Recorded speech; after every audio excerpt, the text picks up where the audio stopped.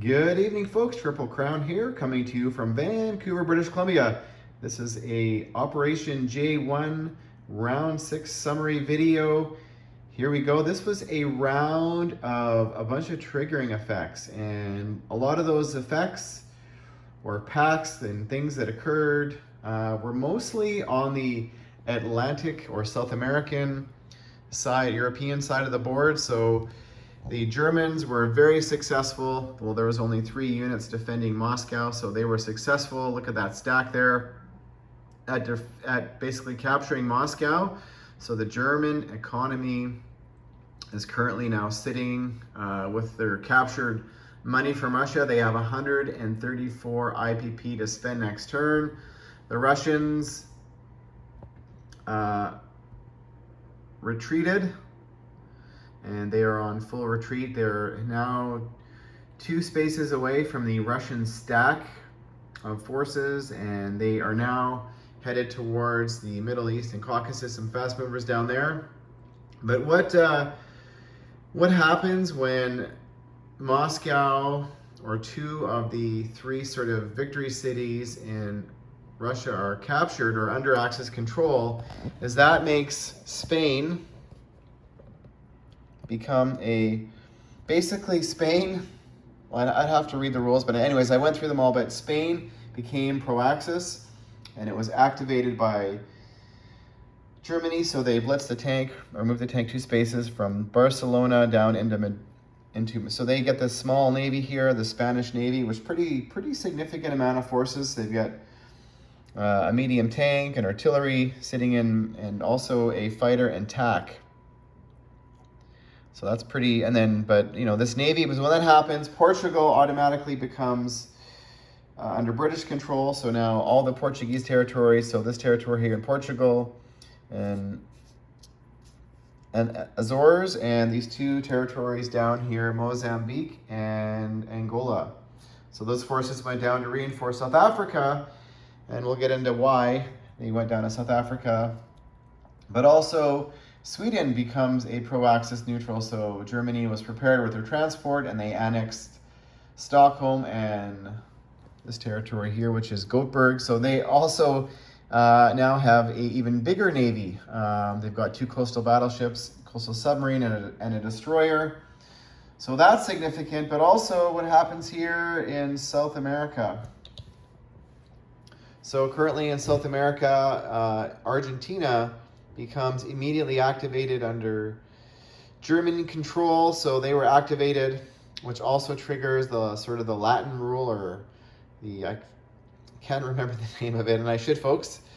Sorry, just trying to get through the turn. But basically, that triggers all of the territories, Brazil, Colombia, Peru, and Venezuela, immediately under American control.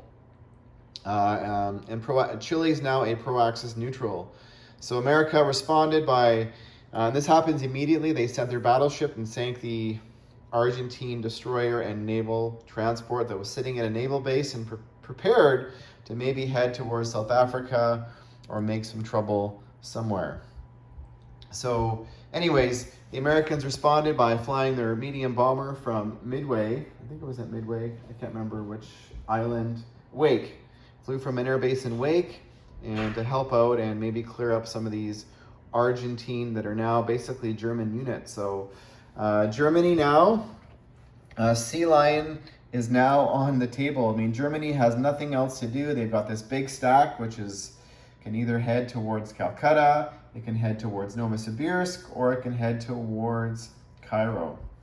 But it definitely doesn't want to get too far away, because at any time, the Russian forces can head back. So I've never really done this before with this amount of Russians that have sort of retreated but are still sort of alive. The Allies responded. So there's a naval transport sitting here in Portugal. They grabbed an infantry and artillery and headed over here and dropped off units in Liverpool.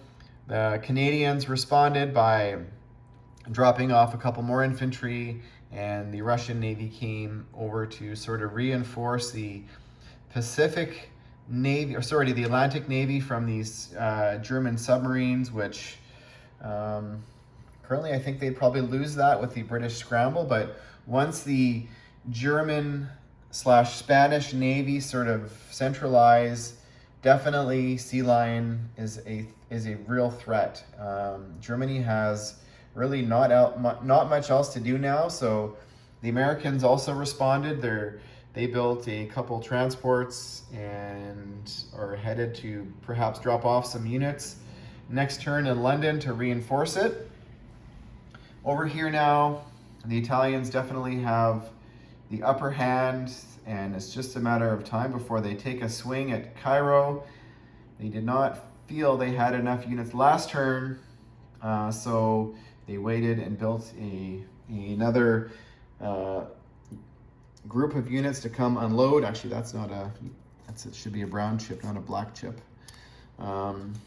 So they're prepared to drop off another 7 units next turn, and they definitely have the numbers in regards to taking a poke at Cairo. So over here in the Pacific, things are not as good for the Japanese. The British from Burma did do a 1-round attack in Siam. They both lost 5 units. And so Siam is under real threat next turn. The British could come in, and they have probably the numbers next turn to capture it, and then there's nothing currently in Singapore. So that is a problem for the Japanese.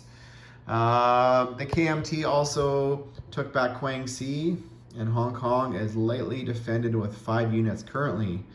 But the Japanese it wasn't all bad. They moved their navy here off of Shanghai, that's the entire stack. All the Japanese navy basically centralized, except for the navy that was off of Australia, but we'll get into that.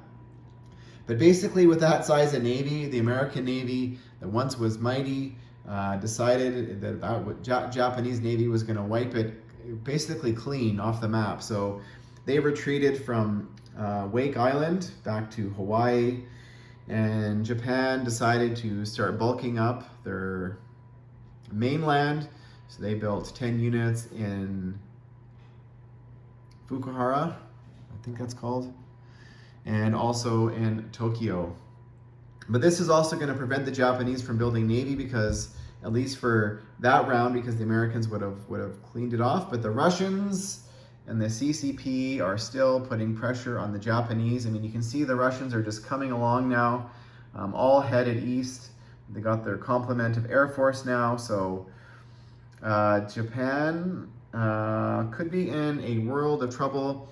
The 2 American transports that were sitting in Wake Island decided to drop off another 4 units in Philippines, and America's built another unit in Philippines. So who knows? Maybe the Philippines will never end up in Japanese control this game. We'll see.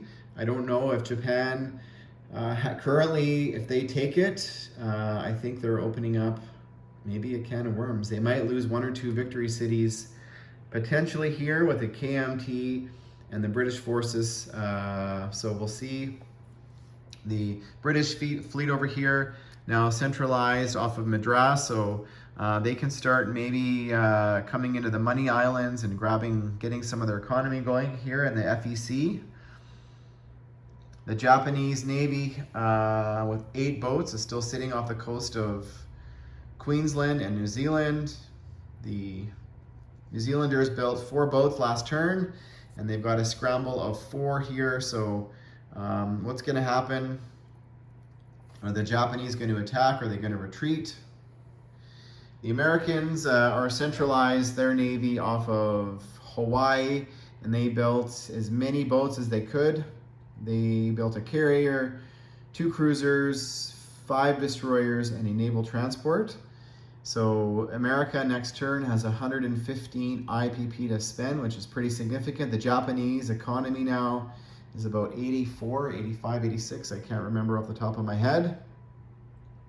But that is, lots going to happen, folks. There's still round 7, so lots of games left.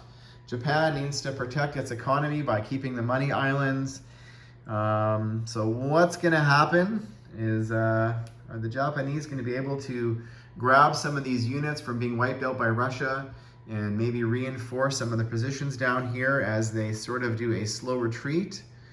And is Germany going to be able to capture London and maybe capture Cairo? So if they do that, it's going to be anybody's game. So may the dice be kind to both sides. Stay tuned, folks, and thanks for watching.